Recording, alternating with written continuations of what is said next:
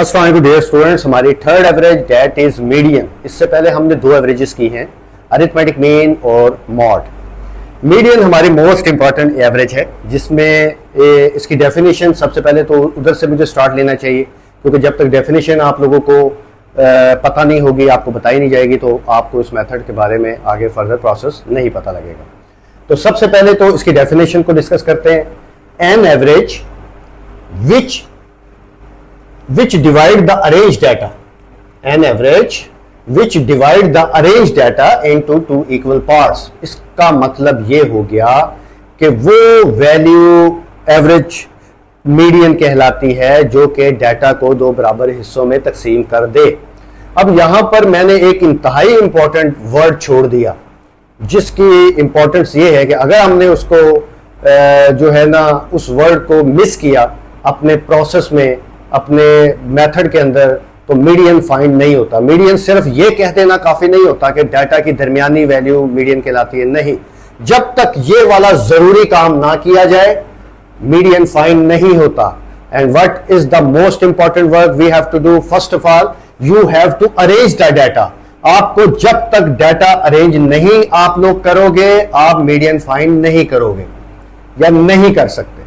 अब अरेंज, जब मैं कहता हूं ना वर्ड अरेंज डाटा, तो इससे आप लोगों के जहनों में दो किस्म की बातें आती हैं कि आया डाटा को असेंडिंग ऑर्डर में अरेंज करें, यानी सबसे छोटी पहले उससे बड़ी एंड सो ऑन, या फिर डाटा को डिसेंडिंग ऑर्डर में अरेंज करें, मतलब सबसे बड़ी पहले, उसके बाद उससे छोटी एंड सो ऑन। बच्चों, दोनों तरीकों से डाटा अरेंज ही होता है। आप जो मर्जी असेंडिंग में कर लें, डिसेंडिंग में कर लें, उसके बाद वो वैल्यू, वो दरमियानी वैल्यू जो डाटा को दो बराबर हिस्सों में तकसीम कर रही है, वो मीडियन कहलाती है। मिसाल देता हूं, अगर हमारे पास इफ वी हैव 7 वैल्यूज, अगर हमारे पास 7 वैल्यूज हैं, आप उनको अरेंज करने के बाद किस वैल्यू को मीडियन कहोगे? आप कहोगे फोर्थ वैल्यू को। क्यों? क्योंकि फोर्थ वैल्यू के पीछे भी नंबर ऑफ वैल्यूज 3 ही है और फोर्थ वैल्यू के आगे भी नंबर ऑफ वैल्यूज 3 ही हैं। तो that's why the fourth value of the 7 values data is called median. ठीक है।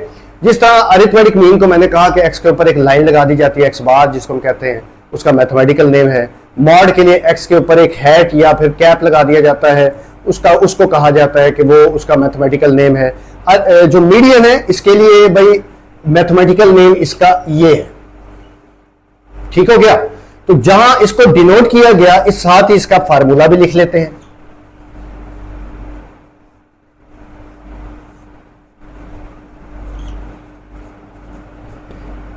स्टूडेंट्स, ये जो मैंने लिखा है फार्मूला, ये फार्मूला आपको आंसर नहीं देता।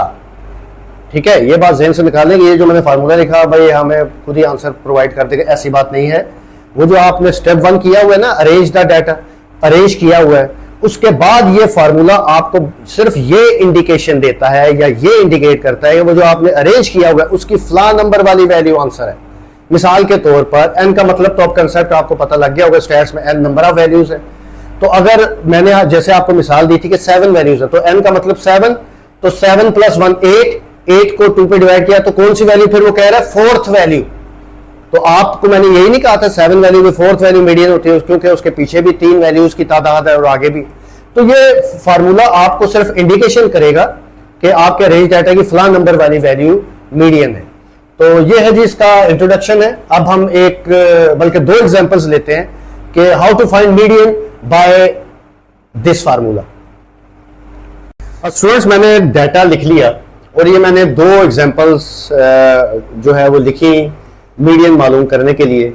तो जिस तरह मैंने आपको कहा कि सबसे पहले हमारा क्या काम होता है कि डाटा को अरे करें, तो ले जी सबसे पहले मैं शुरू करता हूं, डाटा को अरेंज करता हूं सबसे। और अरेंज भी मैं कौन सा करता हूं? अरेंज भी मैं करता हूं असेंडिंग ऑर्डर वाला। नॉर्मली प्रैक्टिस में हम असेंडिंग ऑर्डर में ही डाटा को अरेंज कर रहे होते हैं। तो नहीं जी, मैं भी अरेंज करता हूं, सबसे छोटी वैल्यू, उसके बाद उससे बड़ी, फिर उससे बड़ी, और फिर ये आपका डाटा 1 2 3 4 5 6, 1 2 3 4 5, कौन सी वैल्यू रह गई? 5 रह गई।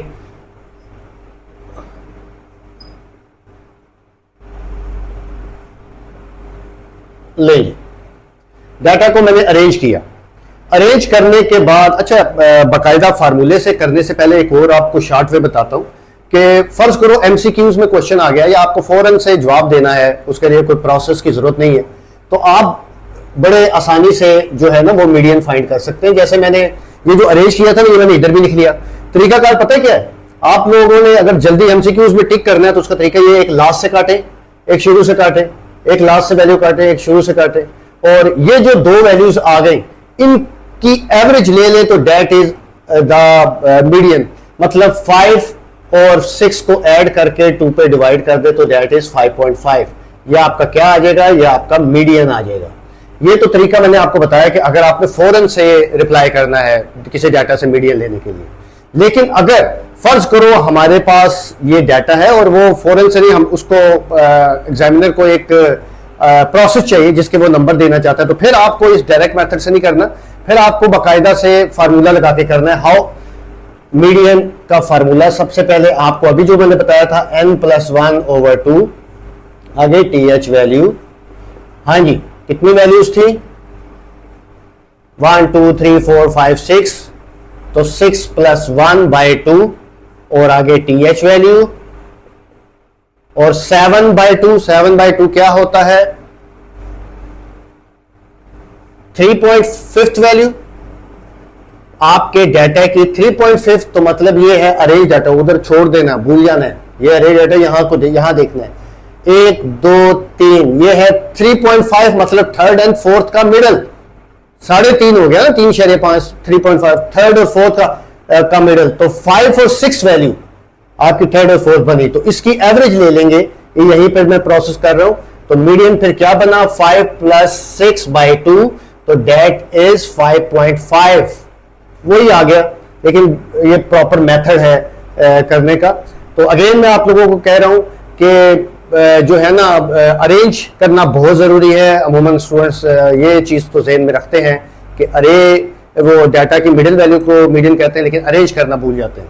تو اس کے بعد اب میں دوسرا میتھڈ لیتا ہوں جو ہمارا ہے کہ اس میں وہ بلکہ سمپل ہے.